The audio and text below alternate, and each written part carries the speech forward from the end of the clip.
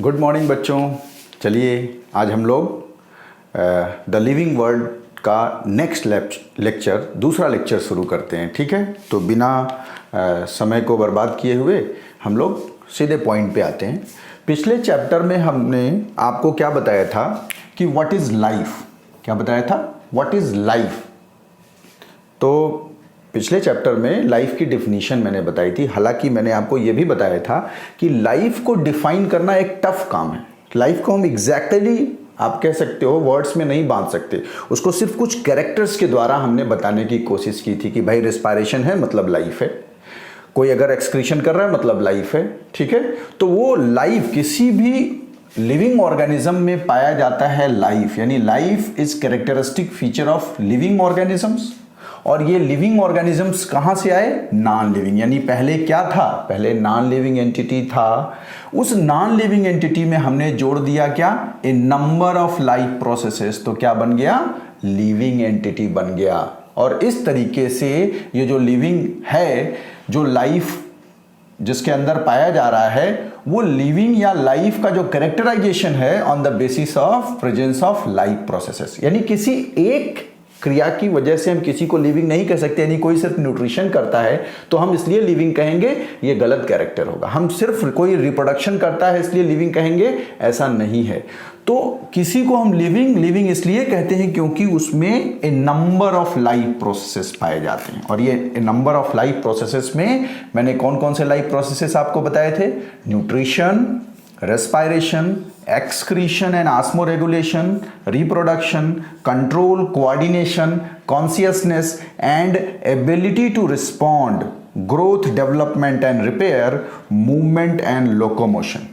ठीक है बच्चों, तो चलो अब हम इन्हीं लाइफ प्रोसेसेस को जो आप देख रहे हो कि भाई न्यूट्रिशन, रेस्पायरेशन क्या है, ये हालांकि बायोलॉजी में हमें सब डिटेल में पढ़ना, सब पे एक एक चैप्टर पढ़ना है। लेकिन चूंकि हम लाइफ प्रोसेसेस अभी पढ़ रहे हैं, लिविंग को समझने की कोशिश कर रहे हैं, तो उसमें लिविंग में ये जो बेसिक टर्म्स हैं इनको जरूर हम समझ लें। ठीक है, ये आपके बेसिक टर्म्स क्लियर होने चाहिए और ये सारे स्टूडेंट्स के लिए ज़रूरी है। एटलीस्ट उन्हें मालूम होना चाहिए कि भाई हम न्यूट्रिशन करते हैं तो व्हाट इज़ न्यूट्रिशन, हम रेस्पायरेशन करते हैं तो व्हाट इज़ रेस्पायरेशन, हम एक्सक्रीशन करते हैं तो व्हाट इज़ एक्सक्रीशन। तो अभी हम बिल्कुल बेसिक बातें करेंगे, इसके बेसिक डेफिनेशंस की बात करेंगे और एक एक लाइफ प्रोसेसेस को हम लोग डिस्कस करेंगे। चलिए, तो सबसे पहला जो लाइफ प्रोसेस है आपका, जो लिविंग ऑर्गेनिजम्स में पाया जा रहा है, यानी आप कह सकते हैं कि जो लिविंग ऑर्गेनिजम्स को कैरेक्टराइज करने के लिए, उसके जीवन को कैरेक्टराइज करने के लिए जो पहला लाइफ प्रोसेस है वो है न्यूट्रिशन। क्या है? न्यूट्रिशन। ठीक है, तो बात करते हैं भाई what is nutrition. What is nutrition? तो न्यूट्रिशन देखिए, एक बात मैंने आपको बताया था कि भाई न्यूट्रिशन क्या है और क्यों जरूरी है। आप देखिए, कोई भी living organisms A number of life processes perform करता है, कुछ जीवन की क्रियाएं करता है ना, excretion, reproduction, growth, development, repair, control, coordination. तो इन सारे कामों को करने के लिए आपको क्या चाहिए? एनर्जी। क्या चाहिए? एनर्जी। तो वो एनर्जी कहां से मिलेगा भाई? वो एनर्जी का जो सोर्स होता है, उस एनर्जी का सोर्स ऑर्गेनिज्म के लिए क्या होता है? Food, nutrition. फूड से ही ऑर्गेनिज्म एनर्जी लेता है और फिर उस एनर्जी का इस्तेमाल करता है अपने डिफरेंट लाइफ प्रोसेसेस को परफॉर्म करने के लिए। क्लियर है ना? बिकॉज आप देखिए, एनी चेंज रिक्वायर्स एनर्जी। कोई भी परिवर्तन करना है तो आपको क्या चाहिए? ऊर्जा। मैंने बताया ना, आप थर्मोडायनेमिक्स का एक ला तो हमेशा एकदम याद रखिए, वही पूरे लाइफ की फिलॉसफी है। Energy can neither be created nor destroyed, only transformed from one form to other form, and each transformation needs some loss of energy। यानी ऊर्जा को ना तो हम नष्ट कर सकते हैं ना तो पैदा कर सकते हैं, सिर्फ ऊर्जा को एक रूप से दूसरे रूप में परिवर्तित कर सकते हैं। और हर बार ऊर्जा के परिवर्तन में कुछ ना कुछ ऊर्जा का ह्रास होगा। और इसीलिए मैंने एनर्जी को आपको बताया था कि आप उसी एनर्जी को आप क्या मान सकते हो? ईश्वर। कण कण में ऊर्जा व्याप्त है, कण कण में ईश्वर व्याप्त है। ठीक है, तो वो जो ऊर्जा है, अब यानी कोई भी कुछ भी चेंज करना, कोई परिवर्तन आप चाहते हो तो किसी भी परिवर्तन करने के लिए आपको किसी न किसी रूप में ऊर्जा का इन्वॉल्वमेंट करना है। तो आपको इतने ढेर सारे लाइफ प्रोसेसेस परफॉर्म करने हैं भाई, तो उन लाइफ प्रोसेसेस को परफॉर्म करने के लिए क्या चाहिए? ऊर्जा चाहिए। क्या चाहिए? ऊर्जा, एनर्जी चाहिए। और वो एनर्जी ऑर्गेनिजम्स को कहां से मिलता है? ऑर्गेनिजम्स को मिलता है फूड से। तो फूड का लेना यानी intake of food, intake of food, अब सिर्फ भोजन लेना नहीं है, भोजन को पचाना भी है ना। सिर्फ भोजन खा लेना यहां नहीं काम समाप्त होता है। भोजन को खाना है यानी लेना है, फिर उसे डाइजेस्ट करना और फिर उसका इस्तेमाल भी करना है, एसिमिलेट भी करना है। तो इनटेक ऑफ फूड,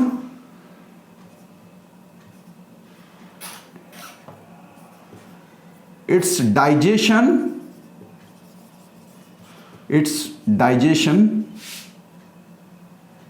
नहीं, ऐसे नहीं लिखो, intake of food, digestion and its assimilation,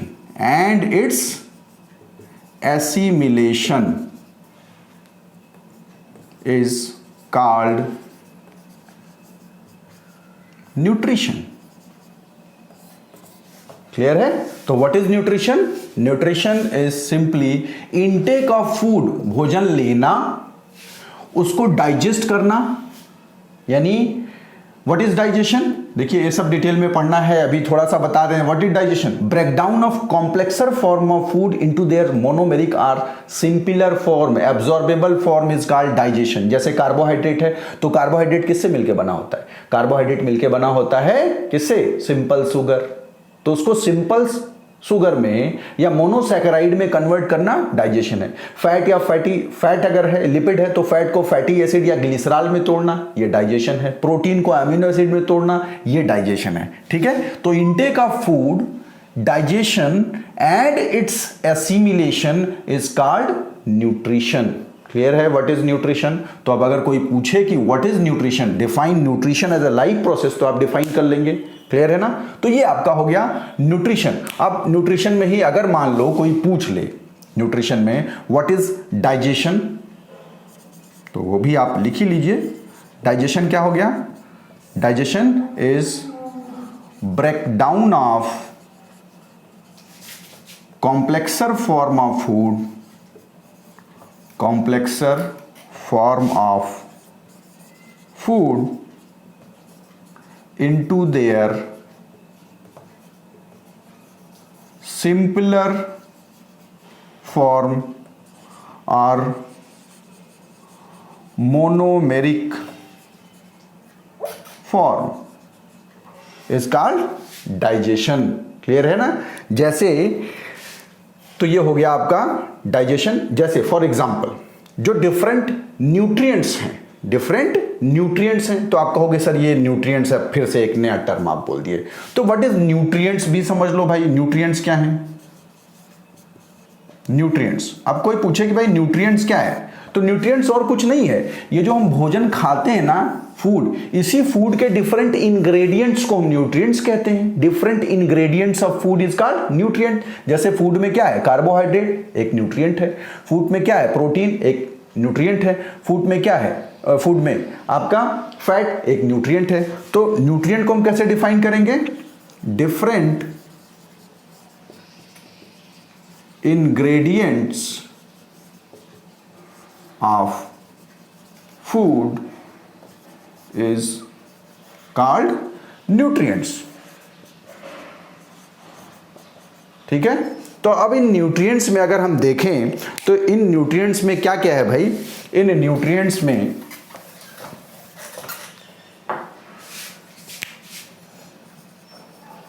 carbohydrate, fat, protein, ये मेन न्यूट्रिएंट्स हैं। तो अब कार्बोहाइड्रेट को मोनोसैकेराइड में तोड़ना, फैट को फैटी एसिड एंड ग्लिसरॉल में तोड़ना और प्रोटीन को अमीनो एसिड में तोड़ना। अमीनो एसिड में तोड़ना, यही क्या है, यही आपका डाइजेशन है। यानी breakdown of complexer form of food, protein, carbohydrate, fat into their monomeric absorbable form is called digestion. Clear है? तो कोई पूछे कि what is nutrition, what is digestion, what is nutrient, तो आप बता लेंगे। तो what is nutrition? Intake of food, their digestion and assimilation is called nutrition, and different ingredients of food is called nutrients like carbohydrate, fat, protein, vitamins, ये सब क्या हैं? ये सब आपके nutrients हैं। and breakdown of complexer form of food into their monomeric form, absorbable form is called digestion। अब organisms क्या करते हैं? भोजन को लेने के बाद, डाइजेस्ट करने के बाद उसको अपने डिफरेंट लाइफ प्रोसेसेस को परफॉर्म करने के लिए इस्तेमाल करते हैं, utilization. So utilization of food, utilization of nutrients by living organisms to perform their different life processes is called assimilation, इस्तेमाल करना। तो अभी पूरी लाइन का क्लियर हो गया आपको मीनिंग कि nutrition is intake of food, सिर्फ भोजन लेना न्यूट्रिशन नहीं है। इनटेक ऑफ फूड, भोजन लेना, उसको डाइजेस्ट करना और फिर उसका इस्तेमाल करना। तो intake of food, digestion and its assimilation is called nutrition. Clear है बच्चों? तो ये एक इंपॉर्टेंट लाइफ प्रोसेस है न्यूट्रिशन, यानी बिना न्यूट्रिशन के लिविंग ऑर्गेनिजम्स का लाइफ पॉसिबल नहीं है। क्योंकि आपने देखा कि न्यूट्रिशन से लिविंग ऑर्गेनिजम्स को डिफरेंट लाइफ प्रोसेसेस को परफॉर्म करने के लिए क्या चाहिए? एनर्जी। वो एनर्जी मिलती है। क्लियर है? तो पहला लाइफ प्रोसेस आपने समझा न्यूट्रिशन। दूसरा लाइफ प्रोसेस देखिए क्या है। दूसरा है respiration. Respiration, what is respiration? तो बच्चों रिस्पायरेशन क्या है कि अक्सर लोग कंफ्यूज कर जाते हैं कि रिस्पायरेशन ही क्या है? ब्रीदिंग। तो यहाँ थोड़ा सा मैं क्लियर कर दूं कि हम सांस लेते हैं, ये रिस्पायरेशन नहीं है। सांस लेना यानी हवा को अंदर लेना और हवा को बाहर निकालना, इसे हम ब्रीदिंग कहते हैं। क्या कहते हैं? Breathing. It is not respiration, it is a part of respiration. It is a part of respiration. Breathing is simply gaseous exchange, simply gaseous exchange। अब आप कहोगे सर ये गैसियस एक्सचेंज, लेकिन रिस्पायरेशन में तो हम पढ़ते हैं। भाई रिस्पायरेशन के लिए गैसियस एक्सचेंज कंपल्सरी फिनोमिना है, एक कंपल्सरी फिनोमिना है। क्योंकि रिस्पायरेशन जो है उसको हम डिफाइन करते हैं कि what is respiration? Respiration is breakdown और oxidation of monomeric form of food. ध्यान रखिए, not food, monomeric form of food. यानी जो हमने खाना खाया था उसको पचाया, कार्बोहाइड्रेट को जब हमने मोनोसैकेराइड यानी ग्लूकोज में कन्वर्ट किया, तो उस ग्लूकोज का further breakdown to release energy is called respiration. यानी respiration is what? Respiration is breakdown और oxidation of monomeric form of food to release energy which is stored in the form of ATP। इसी को हम क्या कहते हैं? Respiration. Clear है? तो ब्रेकडाउन ऑफ और oxidation of monomeric form of food to release energy which is stored in the form of ATP is called respiration. Clear है? तो आप देखो जो ब्रेकडाउन हो रहा है वो मोनोमेरिक फॉर्म ऑफ फूड का हो रहा है। यानी जब हमने खाया कार्बोहाइड्रेट, तो इस कार्बोहाइड्रेट को हमने तोड़ा छोटे छोटे मोनोमेरिक फॉर्म में, उसे हम क्या कहते हैं? डाइजेशन। यानी डाइजेशन के बाद ये कार्बोहाइड्रेट किस में कन्वर्ट हुआ? ग्लूकोज में। किस में कन्वर्ट हुआ? ग्लूकोज में। और अब इस ग्लूकोज का जो ऑक्सीडेशन है, इस ग्लूकोज के ऑक्सीडेशन को हम क्या कहते हैं? रेस्पायरेशन।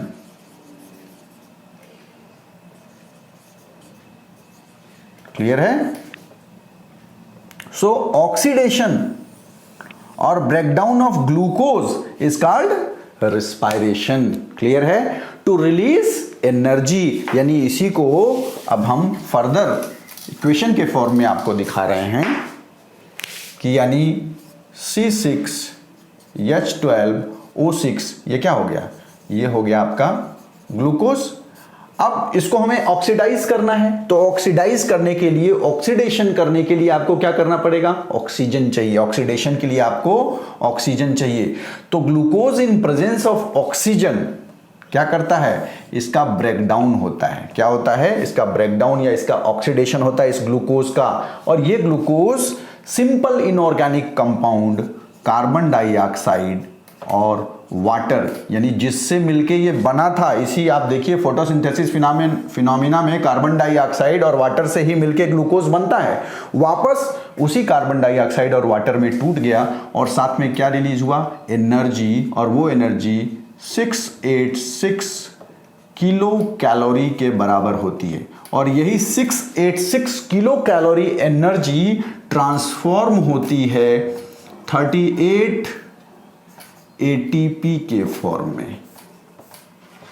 क्लियर है? और यही इसी फिनोमिना को हम क्या कहते हैं? इसी फिनोमिना को हम बोलते हैं रिस्पायरेशन। क्या बोलते हैं? रिस्पायरेशन। क्लियर है? What is respiration? Respiration is breakdown और oxidation of monomeric form of food to release energy which is stored in the form of ATP. और चूंकि सेल के अंदर जो भी ऊर्जा का आप कह सकते हैं स्टोरेज या इस्तेमाल या जो भी यूटिलाइजेशन है एनर्जी का, ट्रांजिशन एनर्जी ट्रांजिशन जितना भी है वो इन टर्म्स ऑफ एटीपी होता है। इसीलिए एटीपी को हम क्या कहते हैं? इसे हम बोलते हैं एनर्जी करेंसी ऑफ सेल। ठीक है? ये सब डिटेल में हम लोग पढ़ेंगे। अभी सिर्फ हमें लाइव प्रोसेस को समझना था, तो कुछ कुछ टर्म हम लोग समझ ले रहे हैं। ठीक है?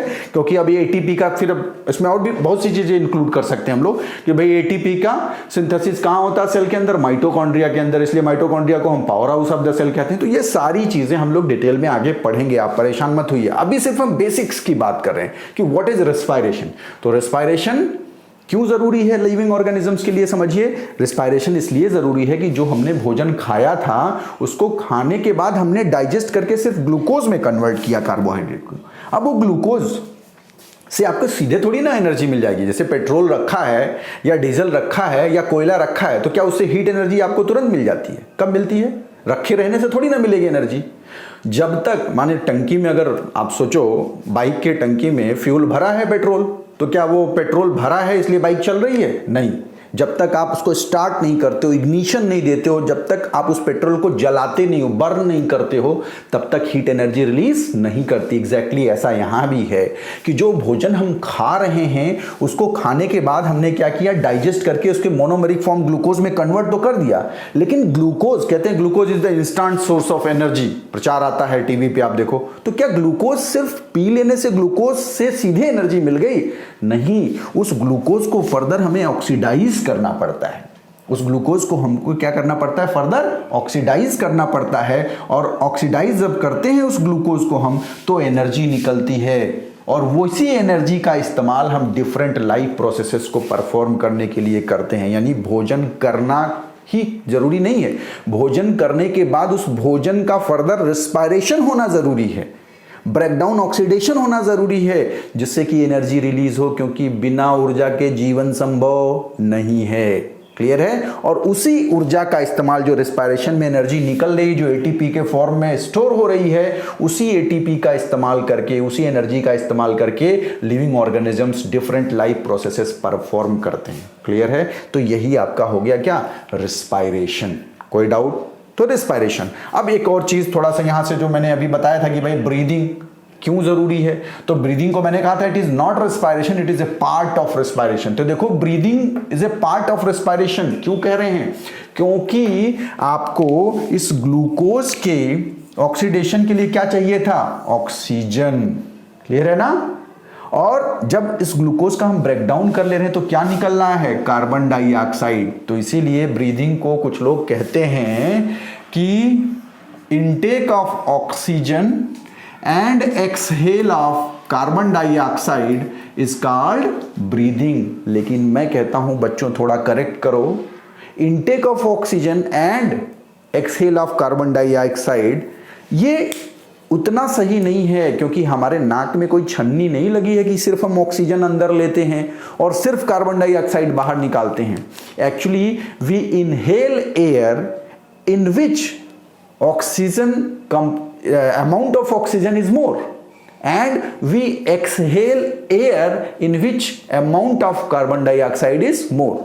When we inhale fresh air inside our body, in which amount of oxygen is more, and that oxygen is utilized to oxidize glucose, यानी हमने जो इनहेल किया हवा उसमें से ऑक्सीजन का इस्तेमाल हो गया, खर्च हो गया, और बदले में इस ब्रेकडाउन से, इस ऑक्सीडेशन से क्या निकल रहा है, कार्बन डाइऑक्साइड। तो व्हेन वी एक्सहेल एयर, जो एयर हम निकाल रहे हैं उसमें ये CO2 ऐड होके निकलेगा, यानी CO2 का अमाउंट क्या हो जाएगा, बढ़ जाएगा।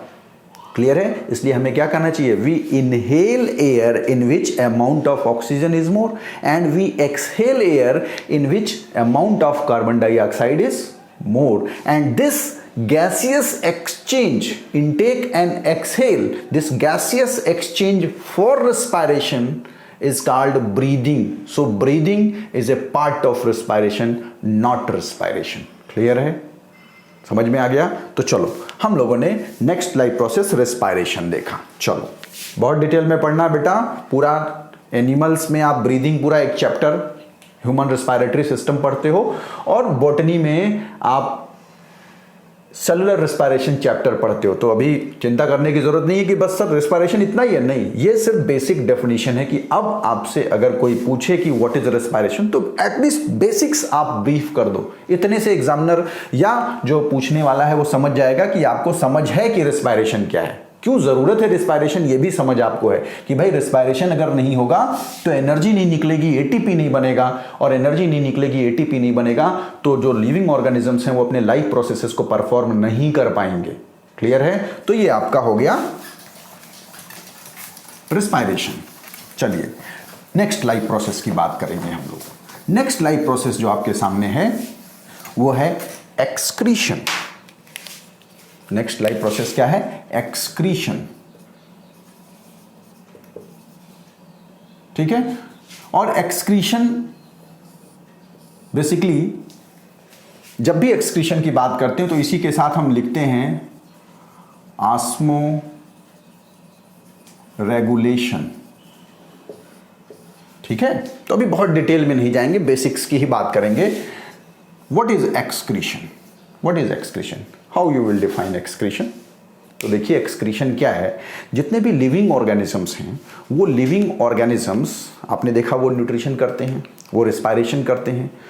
तो इन ढेर सारे डिफरेंट प्रोसेसेस को परफॉर्म करने के दौरान आप देखिए जो ढेर सारे डिफरेंट प्रोसेसेस परफॉर्म करते हैं वो, हाँ एक्सक्रीशन समझाने से पहले मैं आपको, हाँ ठीक है तब ज़्यादा बेटर आपको समझ में आएगा। एक्सक्रीशन से पहले मैं आपको थोड़ा सा मेटाबॉलिक एक्टिविटीज़ समझा दूँ, ठीक है, तो ज़्यादा क्लियरली आपको चीज़ें समझ में आ जाएंगी। तो देखो आप देखो जैसे रेस्पिरेशन में एक केमिकल रिएक्शन हो रहा था कि नहीं। न्यूट्रिशन में जब हम डाइजेशन करते हैं तो आखिर कार्बोहाइड्रेट को, पॉलीसैकेराइड को जब हम मोनोसैकेराइड में तोड़ रहे हैं तो वहाँ भी केमिकल रिएक्शन हो रहा है कि नहीं हो रहा है। यानी हम ये जितने लाइफ प्रोसेस परफॉर्म कर रहे हैं, चाहे आपका न्यूट्रिशन हो गया, रिस्पायरेशन हो गया, कंट्रोल कोऑर्डिनेशन हो गया, ग्रोथ डेवलपमेंट हो गया, इन सारे लाइफ प्रोसेसेस को परफॉर्म करने के दौरान हमारे शरीर के अंदर ढेर सारे केमिकल रिएक्शंस होते हैं। कहते नहीं सब जीवन में सब केमिकल लोचा है, समझो भाई सब केमिकल लोचा है। यानी हमारे शरीर के अंदर लिविंग ऑर्गेनिजम्स के अंदर ढेर सारे केमिकल रिएक्शंस होते हैं और उन्हीं सारे केमिकल यानी डिफरेंट लाइफ प्रोसेस को परफॉर्म करने के दौरान जो डिफरेंट केमिकल रिएक्शंस होते हैं उन्हीं केमिकल रिएक्शंस को हम बोलते हैं मेटाबॉलिक एक्टिविटीज। क्लियर है? यानी मेटाबॉलिक एक्टिविटीज क्या हैं या मेटाबॉलिक प्रोसेसेस क्या हैं, कोई पूछे तो क्या बताएंगे भाई, व्हाट इज मेटाबॉलिक एक्टिविटीज और व्हाट इज मेटाबॉलिज्म, तो it is some total of all chemical reactions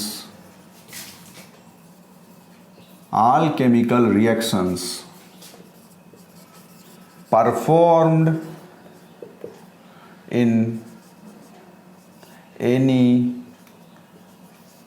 living system।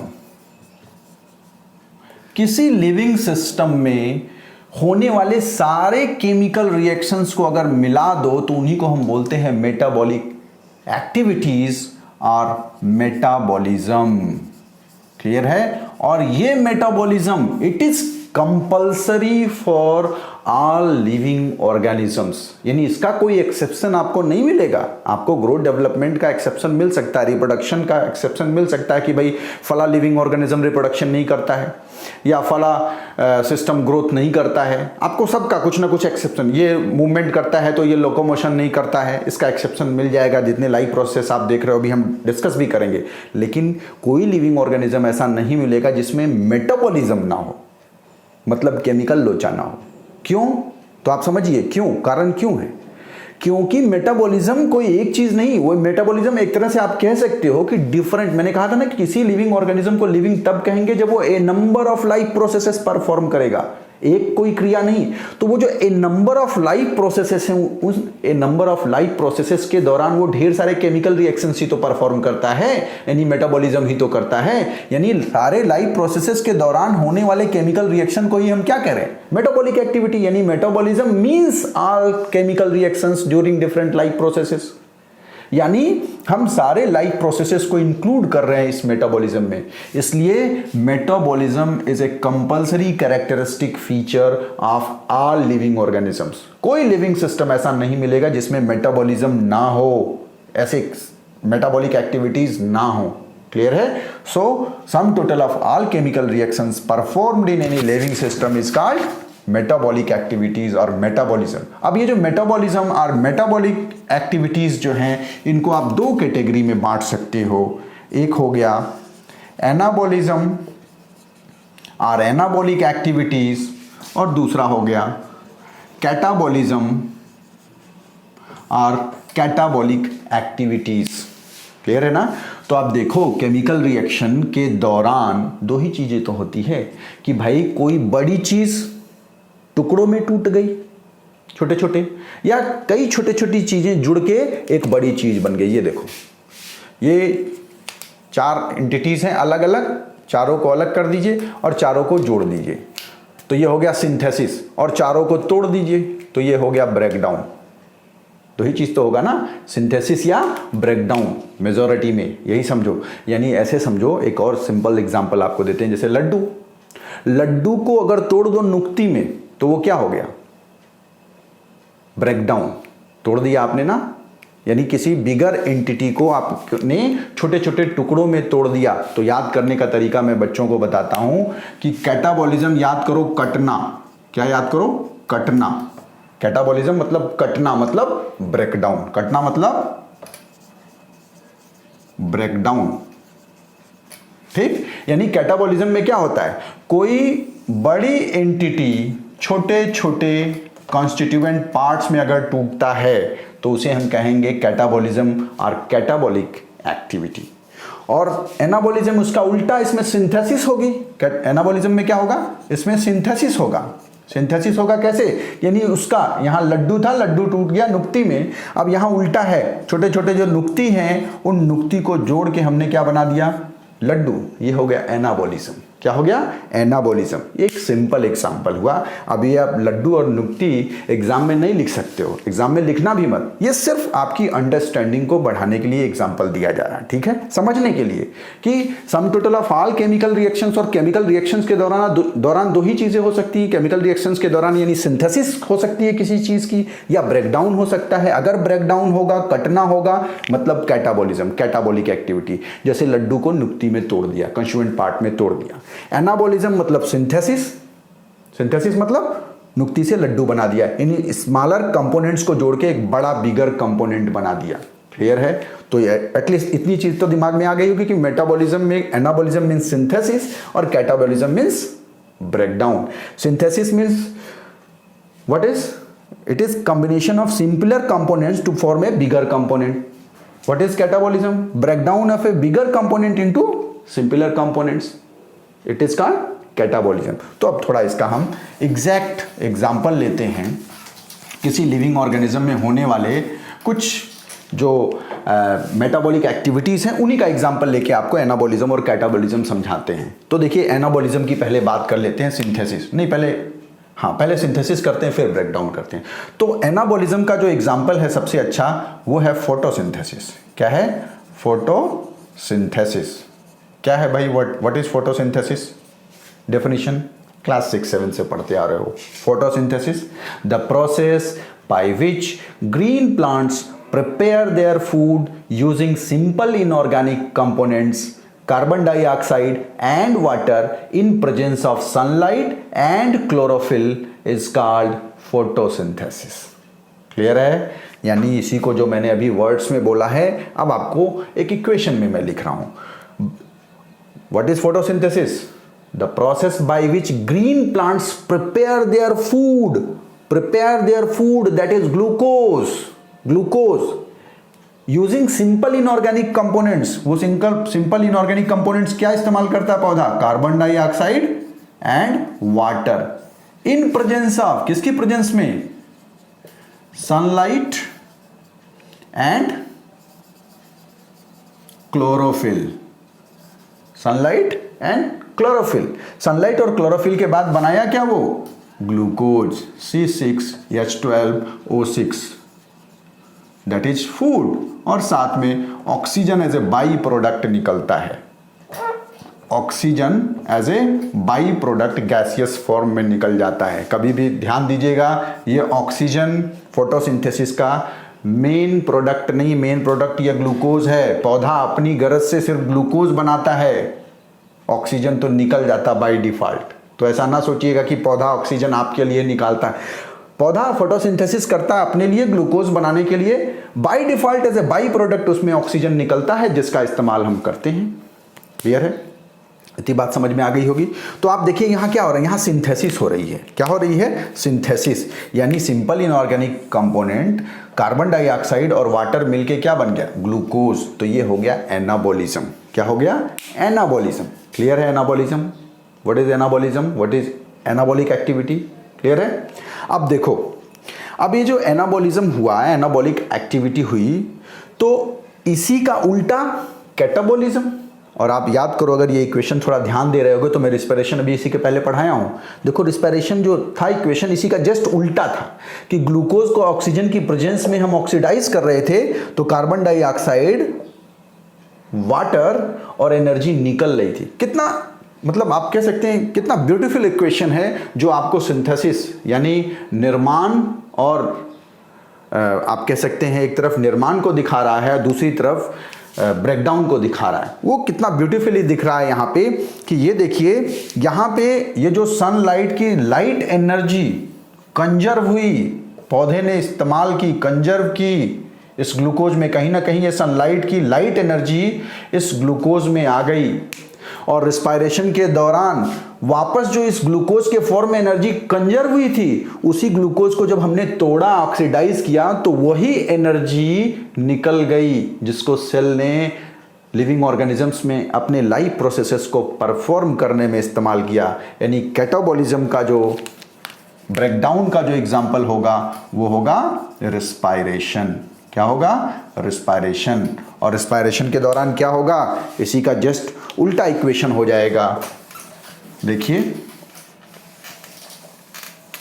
अभी मैंने बताया था कि रिस्पायरेशन में क्या होगा कि जो ग्लूकोज बना था C6H12O6, वो ग्लूकोज ऑक्सीजन की प्रेजेंस में उसका हम ब्रेकडाउन या ऑक्सीडेशन करते हैं। क्या करते हैं? ऑक्सीडेशन करते हैं। और ऑक्सीडेशन के बाद हम वापस जिससे ये बना था ग्लूकोज, देखिए फोटोसिंथेसिस में किससे बना था? कार्बन डाइऑक्साइड और वाटर से बना था। उसमें हमने तोड़ दिया और साथ में निकला क्या? एनर्जी। जो एनर्जी सनलाइट की लाइट एनर्जी हमने फोटोसिंथेसिस में कंजर्व की थी ग्लूकोज में, वही ग्लूकोज जब टूटता है वापस तो वो एनर्जी रिलीज होती है और वो बराबर होती है 686 किलो कैलोरी के बराबर। और ये 686 किलो कैलोरी से 38 एटीपी एनर्जी किसी सेलुलर सिस्टम में बनता है।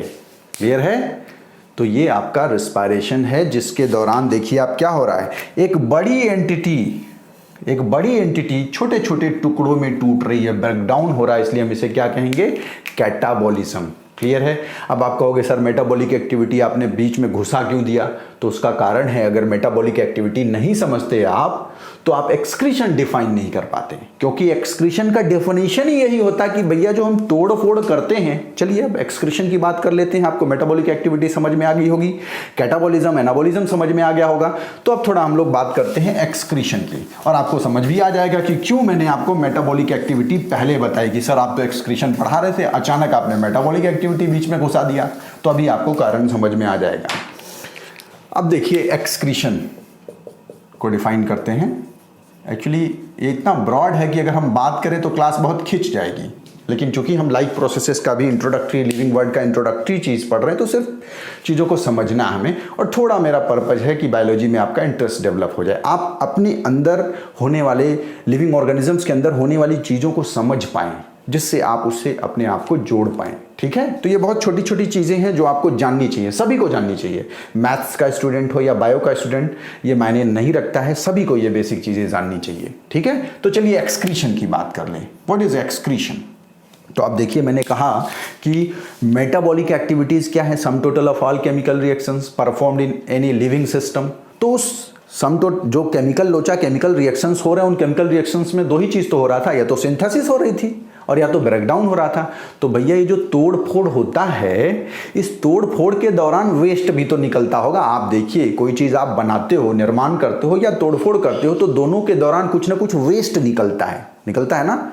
तो उन्हीं वेस्ट का, जो वेस्ट है खराब है, और खासकर ऐसा वेस्ट, अच्छा बहुत सा वेस्ट ऐसा होता है जो रीयूटिलाइज रिसाइकल हो जाता है, और बहुत सा वेस्ट ऐसा होता है जो टॉक्सिक होता है, खराब होता है। तो ऐसा वेस्ट जो रीयूटिलाइज हो जाए वो तो ठीक है, कहीं ना कहीं इस्तेमाल हो गया, लेकिन बहुत से ऐसे वेस्ट होते हैं जो रीयूटिलाइज नहीं हो पाते हैं, तो उनका रिमूवल सिस्टम से बड़ा ज़रूरी है, क्योंकि अगर उसका रिमूवल हम नहीं करेंगे तो उस वेस्ट के बढ़ने की वजह से आपका जो लाइफ प्रोसेसेस है वो डिस्टर्ब हो जाएगा, नहीं परफॉर्म होगा, यानी ढेर सारी टॉक्सिसिटी क्रिएट हो सकती है। क्लियर है ना? तो वेस्ट का रिमूवल भी बड़ा जरूरी है, और वही वेस्ट का रिमूवल ही क्या कहलाता है, एक्सक्रीशन। लेकिन कौन सा वेस्ट?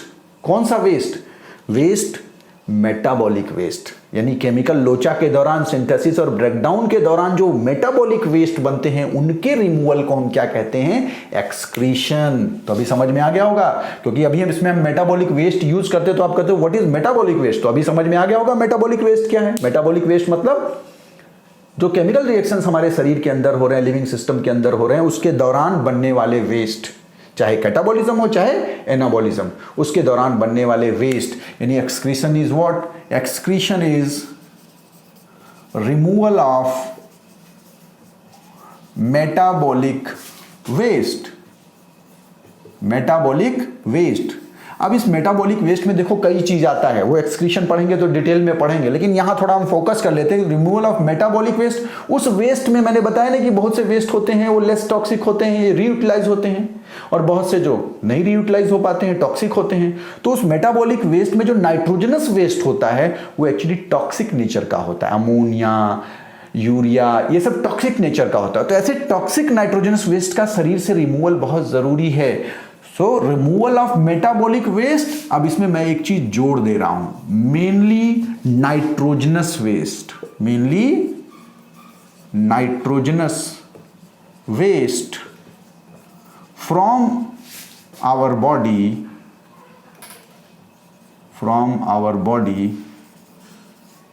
is called excretion, या from any living system, removal of metabolic waste from any living system is called excretion। Clear है? इतना बात समझ में आ गया कि भाई एक्सक्रीशन क्या है, यानी एक्सक्रीशन में मेटाबॉलिक वेस्ट का रिमूवल करना है, यानी अभी समझ में आ गया होगा कि ये भी बड़ा कंपलसरी फिनोमिना है। एक्सक्रीशन ना हो तो भी जीवन संभव नहीं है, क्योंकि भाई आप चाहे सिंथेसिस कर रहे हो चाहे ब्रेकडाउन कर रहे हो, उस दौरान जो वेस्ट, और खासकर ऐसे वेस्ट जो रीयूटिलाइज नहीं होते हैं, वो वेस्ट का अगर ढेर इकट्ठा होता जाए तो आपका प्रोसेस मेटाबॉलिज्म डिस्टर्ब हो जाएगा, नहीं हो पाएगा। इसलिए उस ढेर का, उस वेस्ट का क्या होना चाहिए, लगातार रिमूवल होते रहना चाहिए। तो वही removal of metabolic waste, mainly nitrogenous waste. Nitrogenous waste को मैंने मेनली इसलिए लिख दिया क्योंकि जनरली जो नाइट्रोजनस वेस्ट हैं ये टॉक्सिक नेचर के होते हैं। तो removal of metabolic waste, mainly nitrogenous waste from our body in the form of urea, uric acid और ammonia is called excretion, clear है। तो excretion, excretory system सब डिटेल में हम लोग पढ़ेंगे, क्लियर है। अब एक थोड़ा सा और चीज बता ही दें, यहां मैंने बता दिया है। तो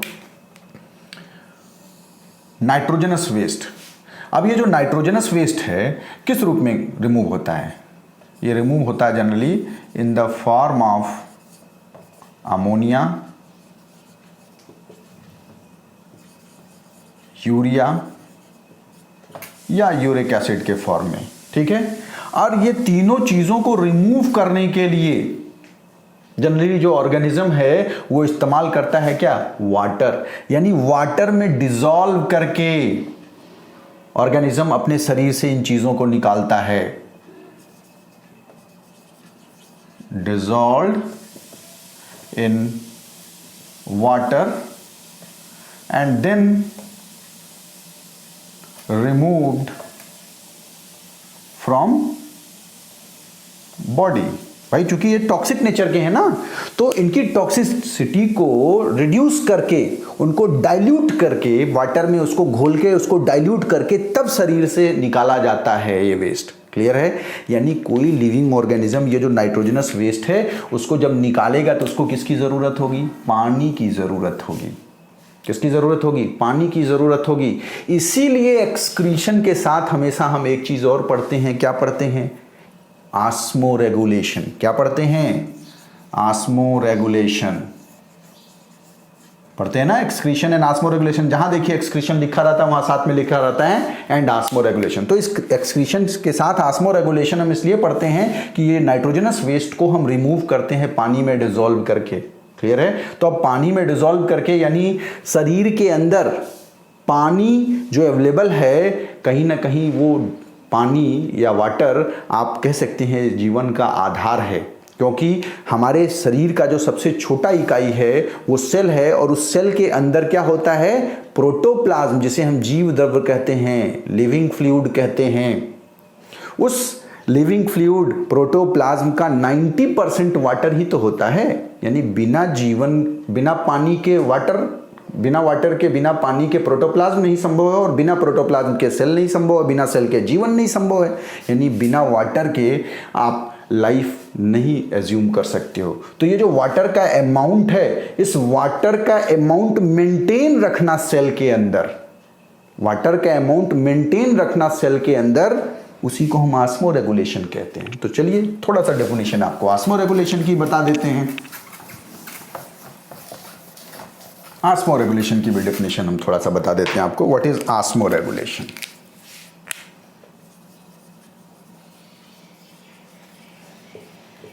ऑस्मोरेगुलेशन, तो ऑस्मोरेगुलेशन देखिए सिंपली क्या होता है, मेंटेनेंस ऑफ ऑस्मोलैरिटी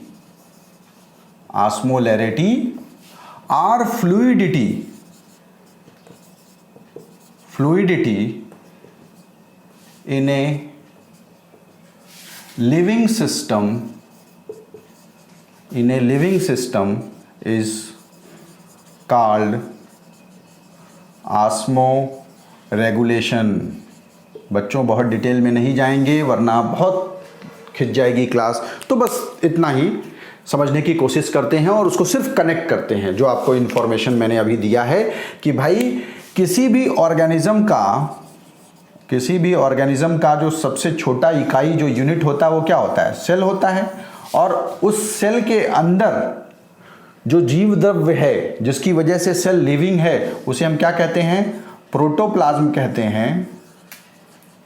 और इस प्रोटोप्लाज्म में 90 to 95% वाटर होता है।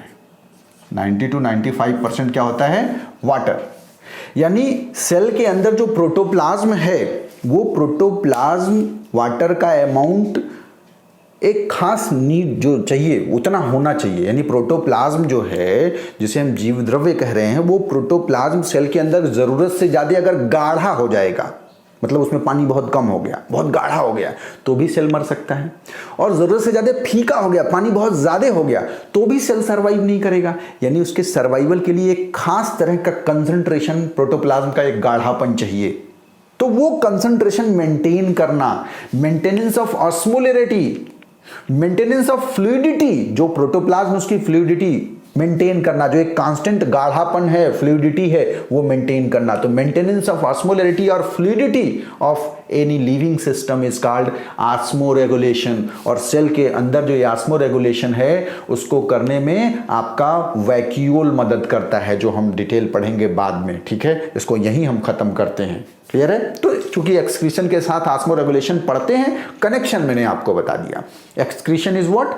It is removal of metabolic waste, mainly nitrogenous waste from our body is called excretion. And for removal of nitrogenous waste, that may be ammonia, urea or uric acid, we need water, because in dissolved form they are removed from our body. So maintenance of fluidity और osmolarity is called osmoregulation. क्योंकि excretion में कहीं ना कहीं भाई हम urine discharge करते हैं शरीर से, तो इस यूरिन में यूरिया के साथ पानी भी तो निकलता है हमारे शरीर से, आप देखिए। तो पानी के लेवल को मेंटेन करना क्या कहलाता है? ऑस्मोरेगुलेशन। यानी ये ऑस्मोरेगुलेशन कनेक्टेड किससे है? एक्सक्रीशन से, क्योंकि एक्सक्रीशन में हम पानी में डिसॉल्व करके ही चीजों को शरीर से रिमूव करते हैं। क्लियर है? सिर्फ इतना कनेक्शन आपको बताना था। तो what is osmoregulation? Maintenance of osmolarity or fluidity in a living system is called osmoregulation. Clear है? तो चलिए, एक्सक्रीशन हो गया, ऑस्मोरेगुलेशन हो गया, तो हमने 3 लाइफ प्रोसेसेस पढ़ लिए। न्यूट्रिशन पढ़ लिया हमने रेस्पिरेशन पढ़ लिया, हमने मेटाबॉलिक एक्टिविटीज क्या है ये भी पढ़ लिया, हमने एक्सक्रीशन और ऑस्मोरेगुलेशन क्या है ये भी पढ़ लिया। ठीक है, चलिए नेक्स्ट लाइफ प्रोसेस की बात करेंगे हम लोग। नेक्स्ट लाइफ प्रोसेस है वो है रिप्रोडक्शन। क्या है? रिप्रोडक्शन। व्हाट इज रिप्रोडक्शन भाई? बेसिक्स की बात करेंगे फिर से, क्योंकि क्लास, बात समझिए, पूरी बायोलॉजी एक तरह से आप पढ़ रहे हो, लेकिन हम पूरा डिटेल नहीं कर रहे हैं, सिर्फ बेसिक्स की बात कर रहे हैं। रिप्रोडक्शन डिफाइन करते हैं एज ए लाइफ प्रोसेस। क्या होगा डेफिनेशन? 2 शब्द से मिला ना, रिप्रोडक्शन। रिप्रोडक्शन यानी प्रोडक्शन ऑफ इटसेल्फ। मैं सबसे अच्छी डेफिनेशन बताता हूं रिप्रोडक्शन का। Reproduction means production of itself. Itself माने स्वयं को उत्पन्न करना। तो अब स्वयं को उत्पन्न करना मतलब थोड़ा सा क्लियर नहीं हो रहा है। तो स्वयं को उत्पन्न करने से मतलब स्वयं को नहीं, स्वयं जैसे जीव को उत्पन्न करना। स्वयं जैसे यानी ऑफस्प्रिंग्स को, प्रोजिनी को प्रोड्यूस करना। तो प्रोडक्शन ऑफ इटसेल्फ मींस, इसीलिए आगे हम उसको एक्सप्लेन करते हैं फर्दर प्रोडक्शन, जिससे आप कंफ्यूज ना करो। याद करने के लिए, production, reproduction means production of itself means production of progeny. Production of progeny मतलब हमें डॉटर सेल के लिए टर्म यूज करते हैं, अगली जनरेशन के लिए टर्म यूज करते हैं। तो प्रोडक्शन ऑफ प्रोजेनी और ऑफस्प्रिंग, ऑफस्प्रिंग भी जो है ये भी हम टर्म यूज करते हैं डॉटर सेल के लिए या नेक्स्ट जनरेशन के लिए। तो प्रोडक्शन ऑफ प्रोजेनी और ऑफस्प्रिंग, नए जीव पैदा करना, नेक्स्ट जनरेशन पैदा करना। तो प्रोडक्शन ऑफ प्रोजेनी और ऑफस्प्रिंग विच आर, कोई भी नहीं पैदा करना, ध्यान रहे, which are similar to their parents. ऐसे प्रोजेनी, ऐसे ऑफस्प्रिंग जो अपने पेरेंट्स जिनसे वो प्रोड्यूस किए जा रहे हैं उसके जैसे हो। इसीलिए मैंने कहा प्रोडक्शन ऑफ इटसेल्फ, अपने जैसे जीव पैदा करना ही क्या कहलाता है? रिप्रोडक्शन। यानी इंसान का बच्चा इंसान, गधे का बच्चा गधा, इंसान का बच्चा गधा नहीं हो सकता और गधे का बच्चा इंसान नहीं हो सकता। क्लियर है ना? तो production of offspring or progeny which are similar to their parents is called reproduction।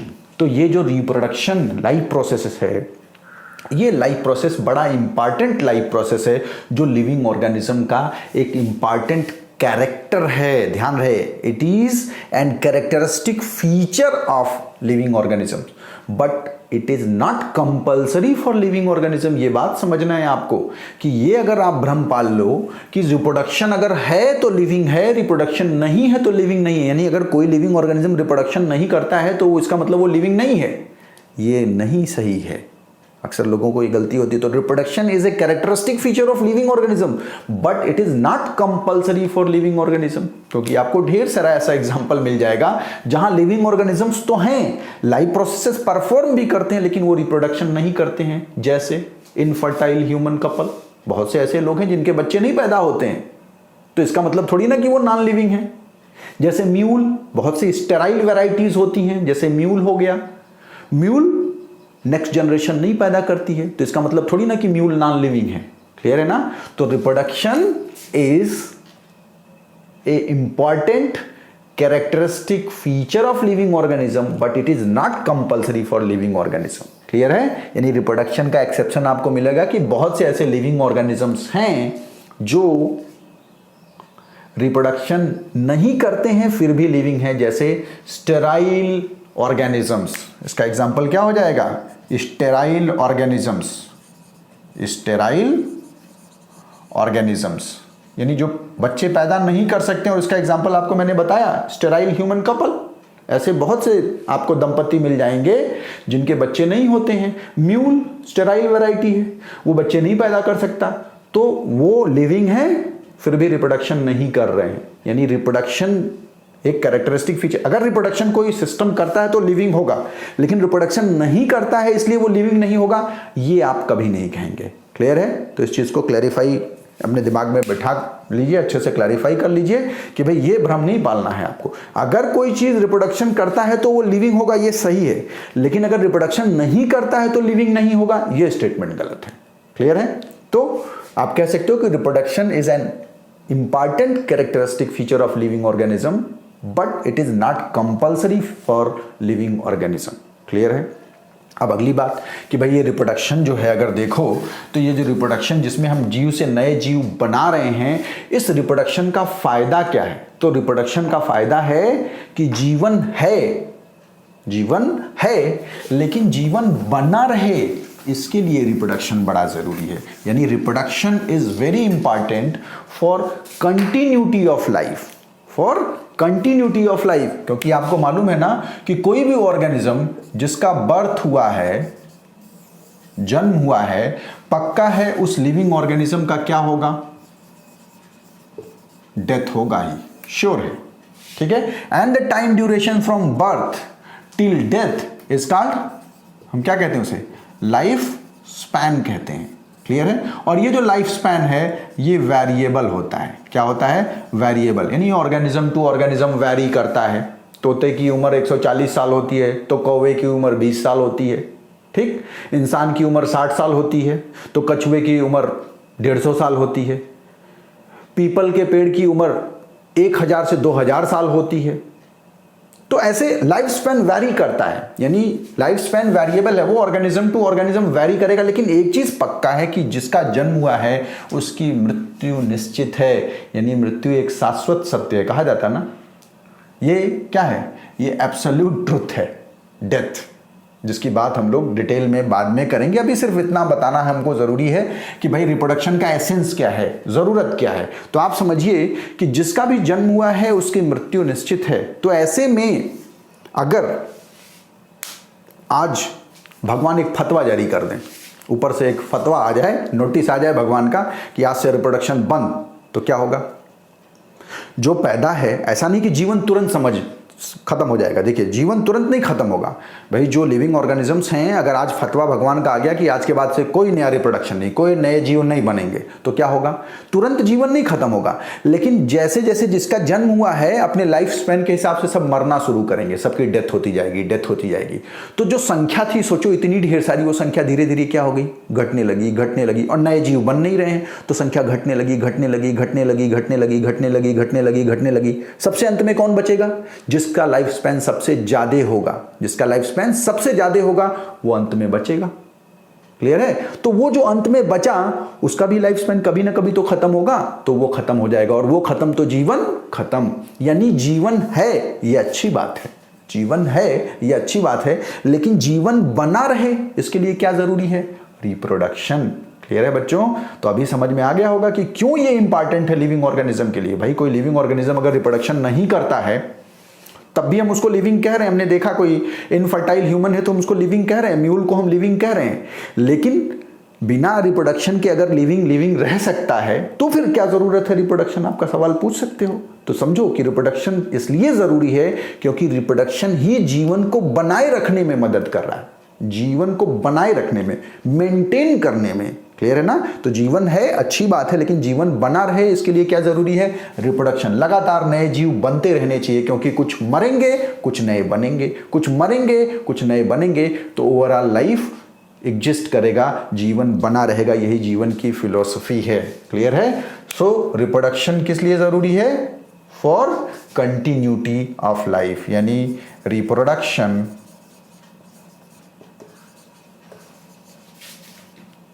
helps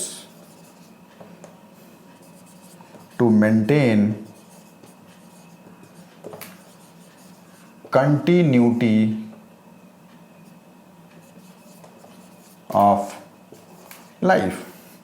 Reproduction helps to maintain continuity of life. जीवन के बने रहने के लिए रिप्रोडक्शन बहुत जरूरी है। क्लियर है? बाकी रिप्रोडक्शन दो टाइप का होता है, asexual reproduction, sexual reproduction. Asexual reproduction में सिर्फ एक पेरेंट इन्वॉल्व होता है, कोई फ्यूजन फर्टिलाइजेशन नहीं होता है गैमीट का, और जो ऑर्गेनिज्म यानी प्रोजेनी है वो अपने पेरेंट का एग्जैक्ट कार्बन कॉपी होता है। जबकि सेक्सुअल रिप्रोडक्शन में बाई पेरेंटल होता है, या अगर एक पेरेंट है तो दो तरह के गैमीट्स फर्टिलाइज करते हैं और ऑफस्प्रिंग बनता है, और इसमें वेरिएशन होता है, यानी जो आपका ऑफस्प्रिंग है वो एग्जैक्टली अपने पेरेंट का कार्बन कॉपी नहीं होता है। लेकिन ये सारा डिटेल हम बाद में पढ़ेंगे, अभी आप इस पे ध्यान मत दीजिए, अभी सिर्फ व्हाट इज रिप्रोडक्शन समझे रहिए।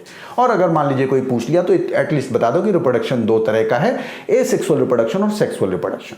क्लियर है? चलो बाकी डिटेल हम लोग बाद में नेक्स्ट चैप्टर में पढ़ेंगे। तो रिप्रोडक्शन क्या है एज ए लाइफ प्रोसेस आपने समझा, अब आपने इसकी डेफिनेशन भी देख ली, इसका इंपॉर्टेंस भी देख लिया। चलिए नेक्स्ट लाइफ प्रोसेस की बात हम करेंगे, control coordination. Control coordination, consciousness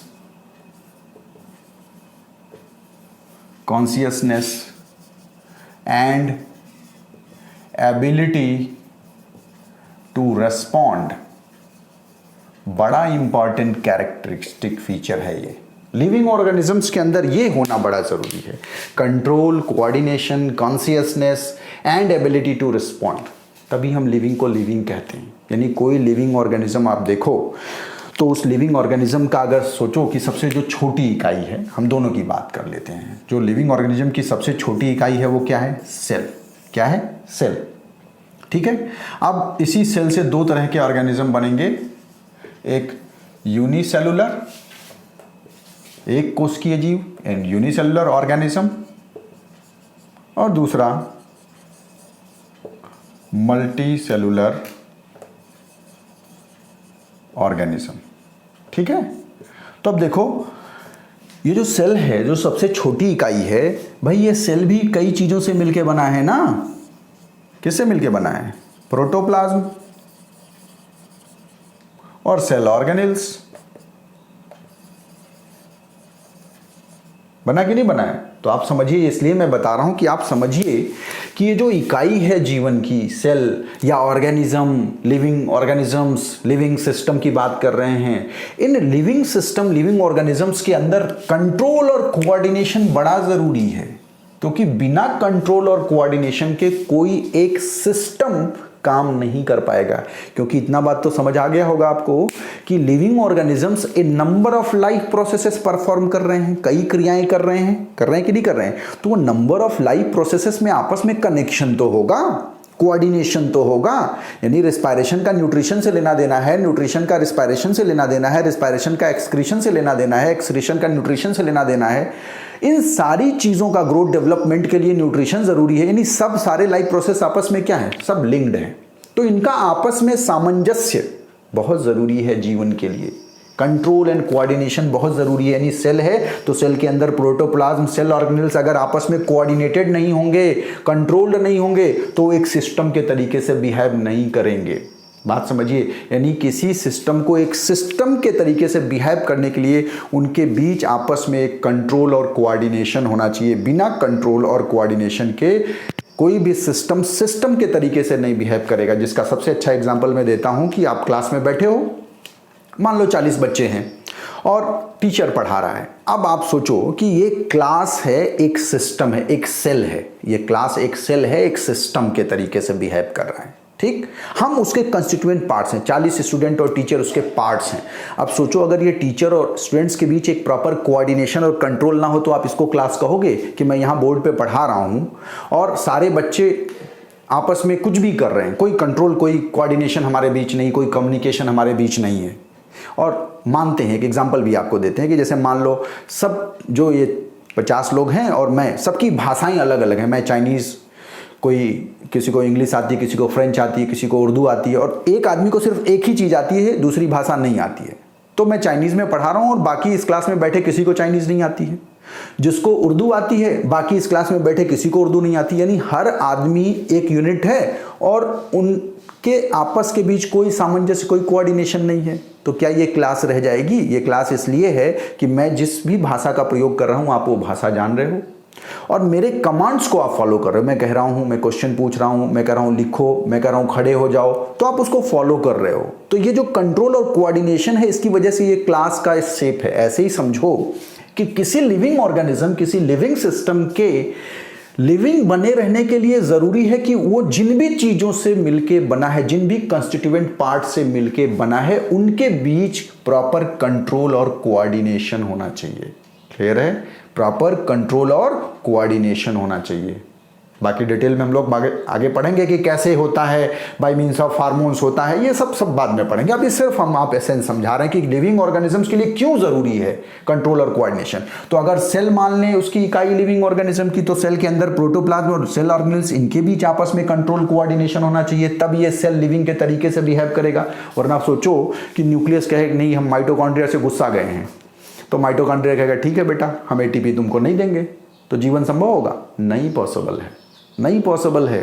ठीक है, अब प्लांट सेल है, उसमें क्लोरोप्लास्ट कहा कि नहीं माइटोकॉन्ड्रिया हम तुमसे गुस्सा हो गए हैं, तो ठीक है तुमको ग्लूकोज नहीं देंगे, तो ग्लूकोज नहीं देंगे तो माइटोकॉन्ड्रिया क्या ऑक्सीडाइज करेगा। बात समझिए, सारे कंस्टिट्यूएंट पार्ट्स के बीच प्रॉपर लेन देन, कंट्रोल, कोऑर्डिनेशन होगा, तभी ये सेल लिविंग सिस्टम के तरीके से बिहेव करता है। ठीक है, और वहीं मान लीजिए मल्टी सेलुलर ऑर्गेनिज्म है, ढेर सारे सेल्स इन्वॉल्व हैं, तो उन ढेर सारे सेल्स के बीच में भी एक कंट्रोल कोऑर्डिनेशन होना चाहिए। जैसे मैं आपको पढ़ा रहा हूं तो मेरे सारे सिस्टम आपस में कोऑर्डिनेटेड हैं, मतलब हार्ट, लीवर, किडनी सबका एक दूसरे से लेना देना है। मेरे बॉडी पार्ट्स भी वेल कोऑर्डिनेटेड, वेल कंट्रोल्ड हैं, तब मैं एक लिविंग सिस्टम के तरीके से बिहेव कर रहा हूं। वरना मेरा किडनी अलग, लीवर अलग, हार्ट अलग काम करता और उनके बीच कोई कोऑर्डिनेशन ना होता, या मान लो फॉर ए टाइम बीइंग सोचो कि मेरा हार्ट बोले नहीं हम थोड़ी देर नहीं धड़केंगे, किडनी बोले नहीं हम खून थोड़ी देर नहीं फिल्टर करेंगे, लीवर बोले नहीं भैया हम अभी केमिकल का सिक्रेशन नहीं करेंगे, तो क्या जीवन मेरा संभव होगा? नहीं।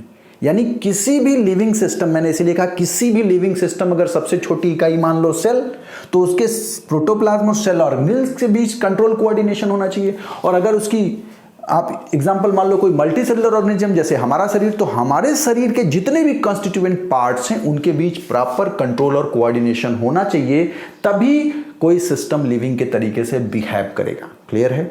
दूसरा एक जो गुण है ऑर्गेनिजम्स के अंदर, लिविंग सिस्टम के अंदर, वो है कॉन्शियसनेस। क्या है? Consciousness.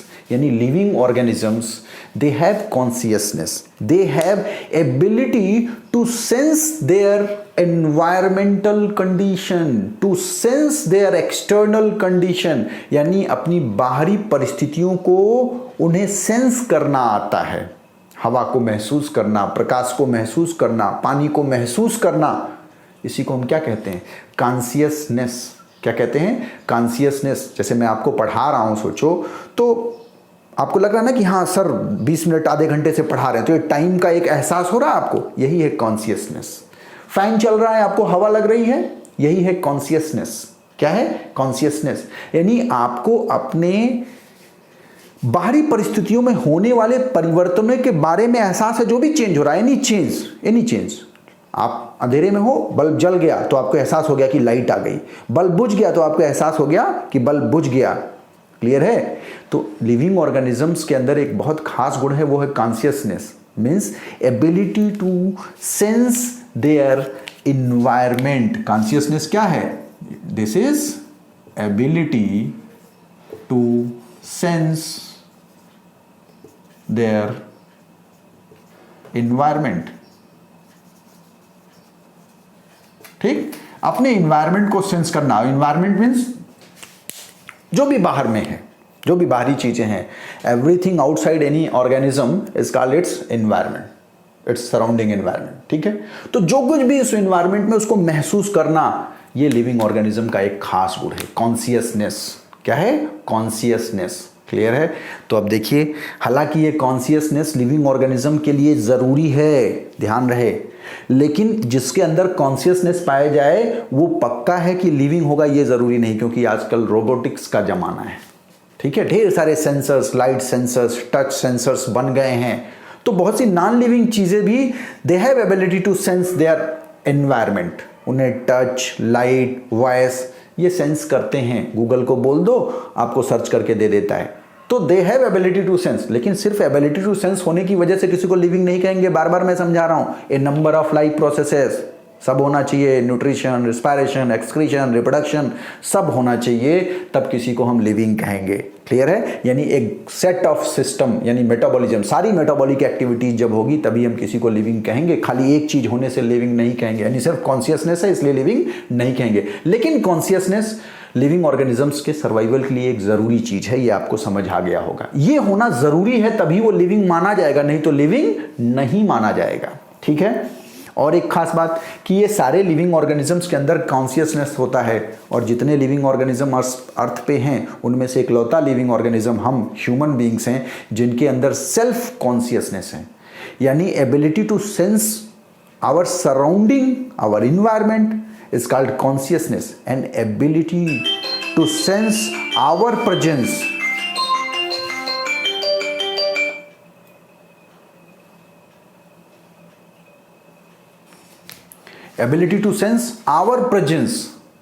is called self consciousness। अपने बारे में स्वयं का एहसास होना। स्वयं का एहसास किस में होता है? सिर्फ स्वयं का एहसास सिर्फ ह्यूमन बीइंग्स में है। तो we have capacity of self consciousness. हम खुद को, स्वयं को पहचानने की क्षमता है। ये हमें नेचर ने एक ऐड की हुई चीज़ दी है, एक नई चीज़, एक बड़ी चीज़ दी हुई है, और शायद यही वजह है कि हम इस पृथ्वी पर जितने भी उपलब्ध जीव हैं उन जीवों में सबसे बुद्धिमान प्राणी हैं। हम सबसे बुद्धिमान हैं अपने इसी एक गुण की वजह से, क्योंकि हमारे अंदर एबिलिटी ऑफ सेल्फ कॉन्शियसनेस है। क्लियर है? तो ये एक एडवांस फीचर है जो ह्यूमन बीइंग्स में पाया जाता है। तो आपने कंट्रोल, कोऑर्डिनेशन, कॉन्शियसनेस समझा, और लास्ट जो है वो है एबिलिटी टू रिस्पॉन्ड। तो जब हम सेंस कर रहे हैं, if we sense our external environment, बाहर में जो चेंज हो रहा है अगर हम उसे सेंस कर रहे हैं, एहसास कर रहे हैं, तो उस सेंस के हिसाब से, उस एहसास के हिसाब से हमारा कुछ रिस्पॉन्स भी तो होगा कि नहीं होगा? जैसे आपके आंख पे किसी ने टार्च जला दिया, तो उस प्रकाश का हमें एहसास हुआ, और उस एहसास की वजह से हमने आंख क्या किया? बंद कर लिया। लेकिन अगर किसी अंधे इंसान के सामने आप टार्च जलाओगे तो वो आंखें, अपनी पलकें नहीं बंद करेगा, क्योंकि वो उस लाइट को सेंस नहीं कर पा रहा है। ठीक है। तो एबिलिटी टू रिस्पॉन्ड भी हमारे अंदर एक बहुत अच्छा गुण है, बहुत एडवांस गुण है, जो सारे लिविंग ऑर्गेनिजम्स के लिविंग होने के लिए ज़रूरी है। ये समझिए, लिविंग होने के लिए ज़रूरी है। लेकिन सिर्फ एबिलिटी टू रिस्पॉन्स है अगर किसी के अंदर, तो वो लिविंग है, ऐसा नहीं है कि आपने मोबाइल के टच स्क्रीन पे टच किया और उसमें कोई चीज़ आ गई, आपने गूगल पे वॉइस कमांड दिया और उसमें कुछ चीज़ आ गई, तो उसके पास एबिलिटी टू रिस्पॉन्ड है ना, वो रिस्पॉन्ड कर रहा है। तो रिस्पॉन्ड करने की सिर्फ गुण से कोई लिविंग नहीं हो जाता। हाँ, लिविंग होने के लिए रिस्पॉन्ड करना ज़रूरी है, ये गुण होना चाहिए, तभी लिविंग सिस्टम लिविंग रह पाएगा। ठीक है, तो ability to respond means ability to give reactions against different environmental change. आपके बाहरी परिस्थितियों में जो बदलाव हो रहे हैं, उन बदलाव के हिसाब से लिविंग ऑर्गेनिजम्स के अंदर रिस्पॉन्स करने की क्षमता होती है, रिएक्शन करने की क्षमता होती है, जो सिर्फ लिविंग ऑर्गेनिजम्स में पाई जाती है। लेकिन नॉन लिविंग भी आजकल बहुत से ऐसे, रोबोटिक्स का जमाना है, तो रोबोटिक्स भी ability, they have ability to respond but still they are not living. They have ability of respond, but they are not living. They have consciousness, but they are not living because they do not perform different life processes. क्योंकि वो जीवन की क्रियाएं नहीं perform करते। यानी robot आपका respiration, nutrition, excretion, reproduction, control, coordination, growth, development, movement, ये सारे नहीं करता टोटलिटी में। ठीक है, तो सिर्फ कॉन्शियस होने से लिविंग नहीं है, लेकिन लिविंग होने के लिए कॉन्शियसनेस जरूरी है। सिर्फ रिस्पॉन्ड करने की क्षमता की वजह से कोई लिविंग नहीं होगा, लेकिन लिविंग रहने के लिए रिस्पॉन्ड करने की क्षमता होनी चाहिए। तो लिविंग ऑर्गेनिजम्स में they have ability to respond, they have consciousness, they have control and coordination. Clear है? तो चलिए, कंट्रोल एंड कोऑर्डिनेशन हो गया आपका। अब नेक्स्ट लाइफ प्रोसेस की बात करते हैं हम लोग, और नेक्स्ट लाइफ प्रोसेस जो आपका है वो है growth, development and repair. Growth, development and repair. चलिए थोड़ा सा हम लोग समझ लेते हैं इसको। ठीक है, बहुत डिटेल नहीं जाते हैं फिर से। ग्रोथ, डेवलपमेंट एंड रिपेयर क्या है? तो ग्रोथ, डेवलपमेंट और रिपेयर ये भी एक इंपॉर्टेंट लाइफ प्रोसेस है जो लिविंग ऑर्गेनिजम्स के अंदर होना चाहिए। ठीक है, लिविंग ऑर्गेनिजम्स के अंदर होना चाहिए। तो ग्रोथ देखिए क्या है। ग्रोथ, ग्रोथ बढ़ना, एक टर्म जनरल यूज में हम लोग करते हैं। ठीक है, तो ग्रोथ जनरली देखिए क्या होता है, इट इज इरिवर्सिबल इन्हांसमेंट, आप कह सकते हैं इरिवर्सिबल क्वांटिटेटिव इन्हांसमेंट। क्वांटिटी का बढ़ना, 2 का 4, 4 का 10, 10 का 20 होना। बात समझिएगा, जनरली ग्रोथ को हम डिफाइन करते हैं irreversible quantitative enhancement. Enhancement, irreversible quantitative enhancement, थोड़ा भारी भरकम शब्द है जिसको आप आसान कैसे कर सकते हो। इरिवर्सिबल इंक्रीज, इन्हांसमेंट माने increase, irreversible increase in mass, irreversible increase in number, irreversible increase in surface area is called growth. Irreversible पे हम फोकस कर रहे हैं, ध्यान दीजिए कि 1 सेल से 2 सेल बन गया, 2 सेल से 4 सेल बन गया, तो वो 4 सेल से 1 सेल नहीं बनेगा। ठीक है, तो ये ग्रोथ जो है ये इरिवर्सिबल होता है, ये ध्यान रहे। तो what is growth? Growth is irreversible quantitative enhancement, या क्या कह सकते हो, इरिवर्सिबल इंक्रीज इन मास और नंबर, संख्या का बढ़ना या भार का बढ़ना क्या कहलाता है? ग्रोथ।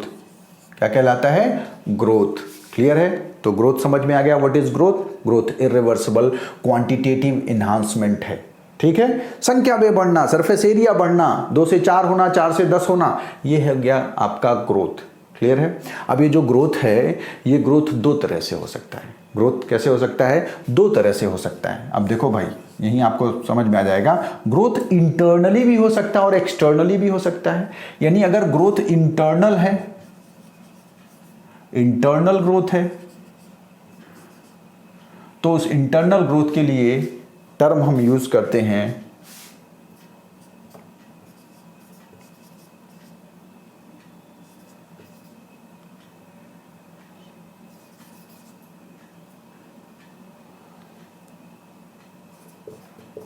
इनटू ससेप्शन, उसके लिए टर्म यूज करते हैं into susception. Internal growth into susception, जैसे सेल है और सेल के अंदर ये जो प्रोटोप्लाज्मिक मटेरियल है ये बढ़ गया, तो इस सेल का साइज बढ़ गया, प्रोटोप्लाज्म बढ़ गया, प्रोटोप्लाज्म बढ़ गया। ये क्या है? Internal growth. इनटू ससेप्शन बोलेंगे, क्या बोलेंगे? Into susception. क्लियर है? इनटू ससेप्शन क्या है? यानी सेल जो है वो इंटरनली इंक्रीज कर गया।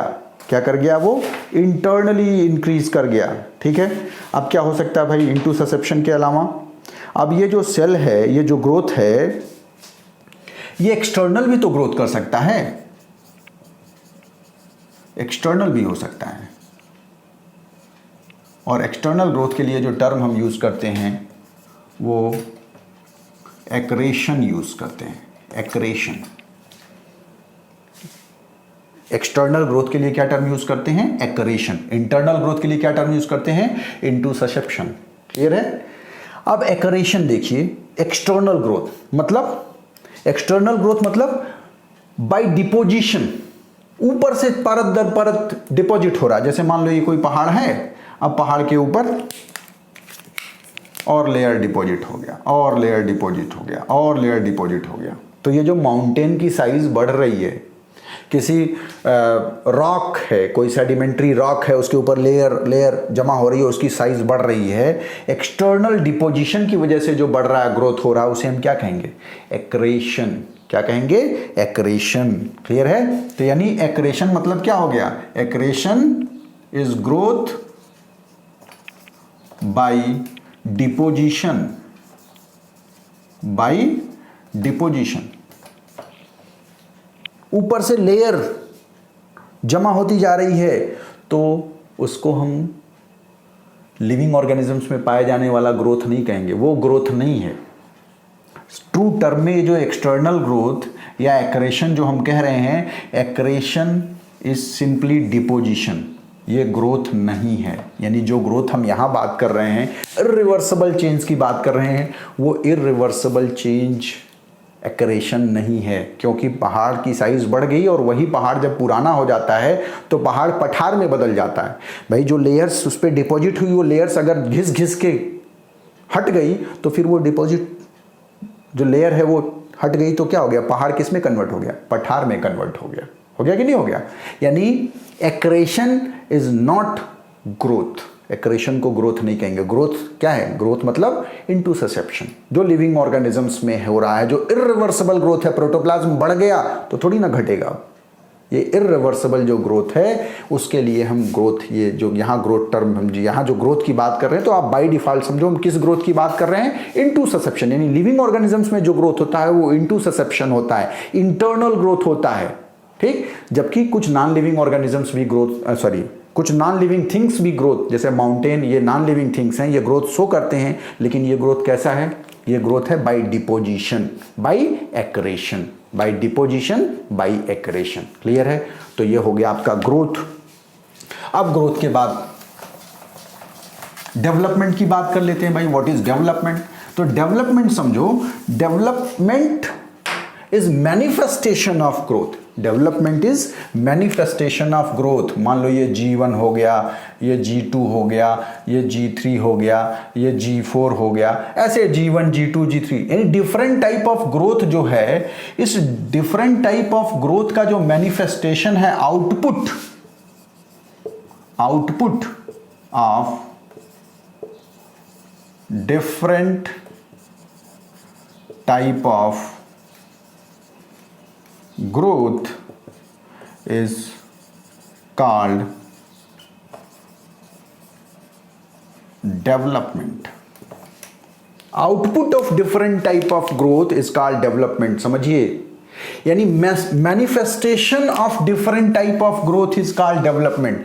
कई तरह के ग्रोथ का जो असर होता है, मिला जुला असर होता है, उसका जो आउटपुट है, उसका जो मैनिफेस्टेशन है, उसे हम क्या कह रहे हैं? उसे डेवलपमेंट कह रहे हैं। यानी डेवलपमेंट एक समेटिव टर्म है। क्या है?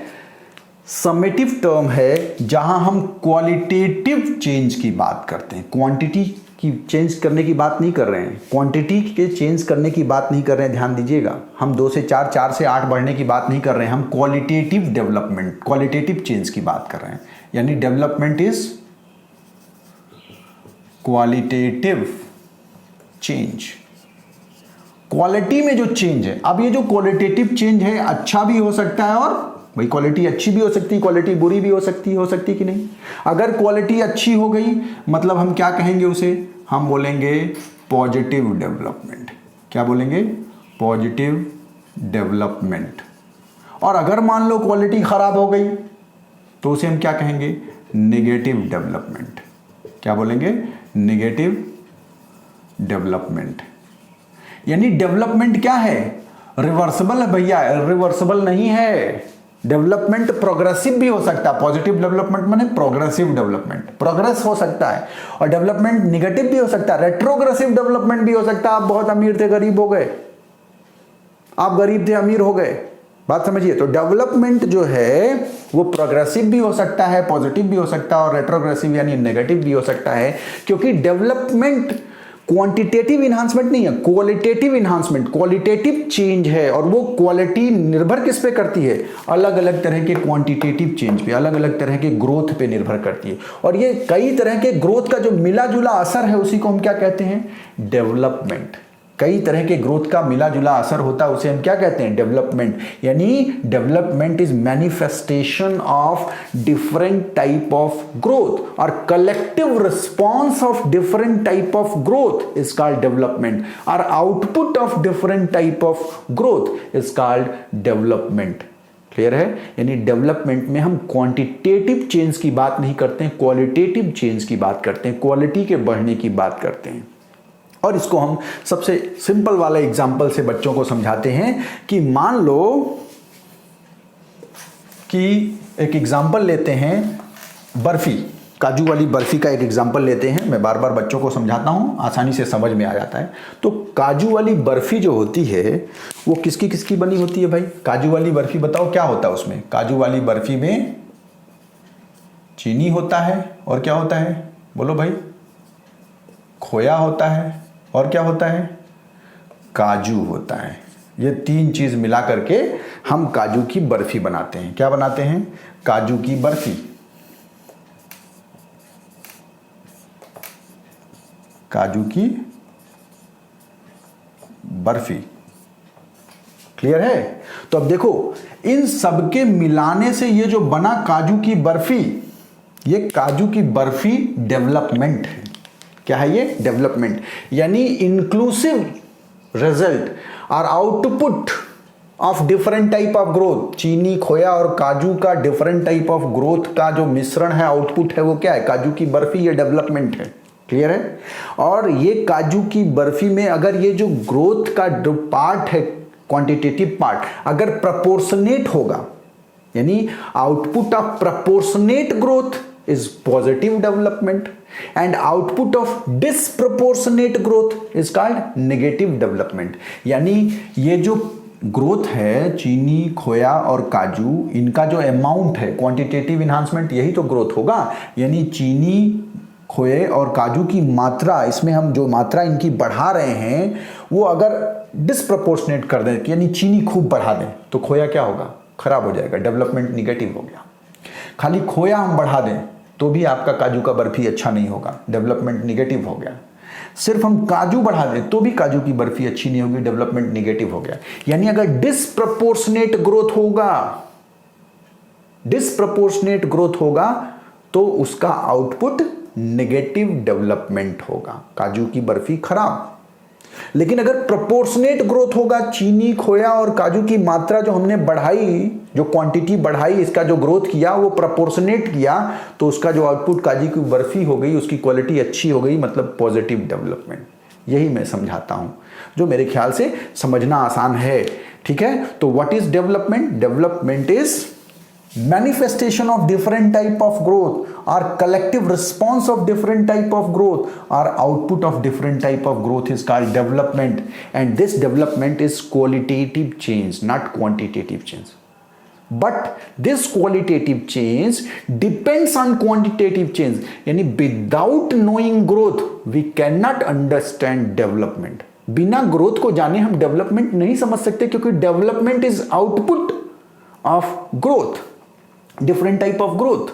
क्लियर है? तो बिना ग्रोथ को जाने हम डेवलपमेंट को नहीं समझ सकते। ठीक है? और यही ग्रोथ चैप्टर में हम कहते हैं कि ग्रोथ में डिवीजन ऑफ लेबर, काम का बंटवारा, यानी डिफरेंशिएशन, ग्रोथ प्लस डिफरेंशिएशन को हम क्या कहते हैं? डेवलपमेंट, जो आगे पढ़ेंगे। लेकिन अभी आपने यहां समझ लिया होगा कि दोनों में फर्क क्या है। यानी डेवलपमेंट जो है ये रिवर्सिबल है, प्रोग्रेसिव भी हो सकता है, रेट्रोग्रेसिव, लेकिन ग्रोथ रिवर्सिबल नहीं है, इररिवर्सिबल चेंज है। और कई तरह के ग्रोथ का जो कलेक्टिव रिस्पॉन्स है वही क्या होता है? डेवलपमेंट। क्लियर है? तो ग्रोथ समझ में आ गया होगा आपको, डेवलपमेंट समझ में आ गया होगा। एक लास्ट टर्म बचा हुआ है, वो है रिपेयर। क्या है भाई? What is repair?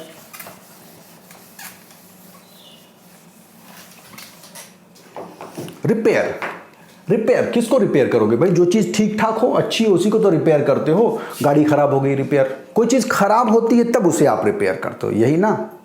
तो व्हाट इज रिपेयर बताइए? रिपेयर मतलब कि किसी भी, आप कह सकते हैं, फॉल्टी सिस्टम को, या किसी भी कंस्टिट्यूएंट पार्ट, मान लो किसी ऑर्गेनिज्म का कोई चीज जो खराब हो गया हो, क्या हो गया हो? खराब हो गया हो, उसे सही करना, चेंज करना, रिप्लेस करना, वही क्या हो गया? रिपेयर। क्लियर है? तो एबिलिटी